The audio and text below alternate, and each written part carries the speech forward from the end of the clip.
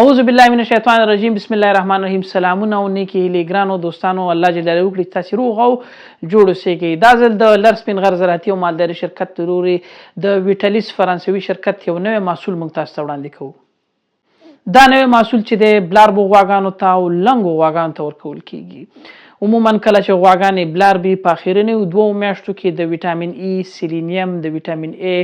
د کاپر، د مسک، زنک، ایودین او د داسې نورو منرالونو ضرورت چې دی څو چنده لوړیږي، خو د غواګانو وزن په دغه وخت کې ډېر زیات کم وي. یې د خپل غذایي مواد چې کوم دوی په بدن کې ذخیره کړي دا د لنګون په وخت کې په شیدو کې ځای کړي. نو همدا همدې وجې چې اکثره وخت کله غواګانې لنګې شي د هغو بچي ضعیفه راځي، او کله چې ضعیفه راشي د هغه بچو مرګ هم ډېر زیات وي، او هم غواګانې په څو قسمه ناروغیو باندې اخته کیږي چې په هغې کې یوه د کیتوسیس ناروغي ده، او هم زمان په هغې کې مل یا پلاسینټا هم پکې زیاته پاتې کیږي. د سره خوا کې دغه غواګانې چې دي هغه د رحم په میکروب باندې د هغې د اخته کېدلو چانسس یا فیصدي ډېره زیاته لوړی. او د دې وجه دا ده چې د ځینو منرالونو کمښت چې دی دا د دې باعث ګرځي چې د غواګانو معافیتي سیستم چې دی او کوم وظیفوي دندې چې دي دا وځنډول شي. د مثال په توګه د کاپر یا د مسو استعمال، د کوبالټو استعمال، د ایودین استعمال، او خصوصا د سیلینیم عنصر چې دی د مګنیزیم سره د دوی کمښت د دې باعث ګرځي چې د غواګانو معافیتي سیستم او خصوصا د غواګانو په ټول بدن کې یو لړ تغییرات رامنځته شي. نو هماغه دا چې کله غواګانې بلاربي نو د دغې منرالونو کمښت چې دا ډېر زیاتیږي، او د دې اصلي لامل دا دی چې دا منرالونه په ډیره کم اندازه باندې په خوراکه کې او که سره تاسو دا د پوډر په شکل باندې ورم کوي نو دا ضایع کیږي. د دې دپاره چې غواګانو ته دغه کم مصرفه منرالونه چې هغې کې خصوصا کوبالټ دی، مس دی، ایودین دی، سیلینیم دی، مګنیزیم دی، دا نو که چېرته موږ وغواړو دا غواګانو ته ورسېږو نو د یوازینۍ لاره دا ده چې دا باید د بولس په شکل باندې ورکړو. د دنیا اکثره خاورې چې دي خصوصا د دغې منرالونو د کمښت سره مخ دي، او د همدې د خاطره چې دغه کمښت بیا په غواګانو کې د لنګون نه وروسته هم چې دی ډېر زیات مشکلات پیدا کوي. هغه غواګانې چې هغې کې چېرته د دغې عناصرو کموالی خصوصا بیا په هغې غواګانو کې د ماسټایټس، د غولانځ التهاب، ګډوالی، د نه تېرېدلو مسایل چې دي په دې کې په عمومي ډول باندې ډېر زیات دي، د بڼې خرابوالی، عموما د خوراک کموالی، دا ټول هغه علایم دي چې په دغې څارویو کې راښکاره کیږي. نو د لر سپین غر زراعتي او مالداري شرکت د لورې دا کوم محصول چې تاسو ته وړاندې کیږي دا تر 80 ورځو پورې چې دی د حیوان په بدن کې یا د غوا په بدن کې پاتې کیږي، او په 80 ورځو کې د هر ورځ ویټامین ای،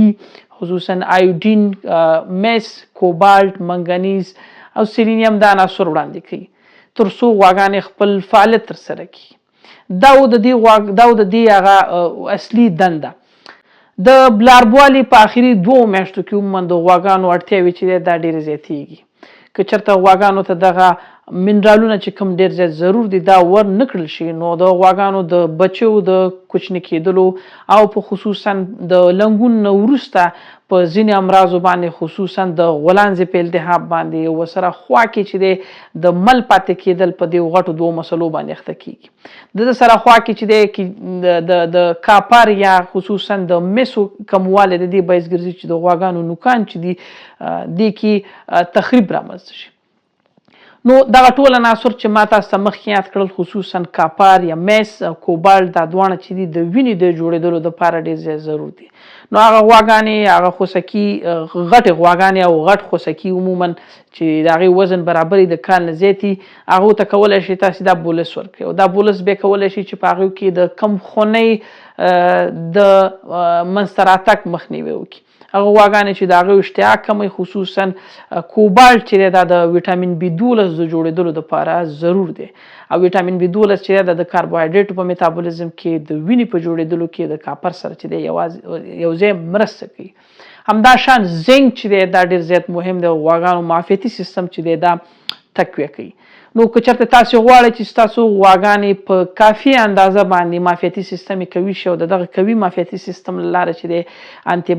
چې دی ورګو ته انتقال شي نو تاسې د دغې بولس څخه استفاده وکړئ. دا بولس د غواګانو په آخري 2 میاشتو کې چېرته تاسې استعمال کړئ نو د ده نه کوم دا منرالونه او ویټامینونه چې دي دا ورګو ته انتقالېږي او د ورګو نه بیا کولی شو چې مثال درکړم دا یو خوسي ته انتقال شي. کله چې خوسي ته انتقال شي نو غواګانو خوسیو کې د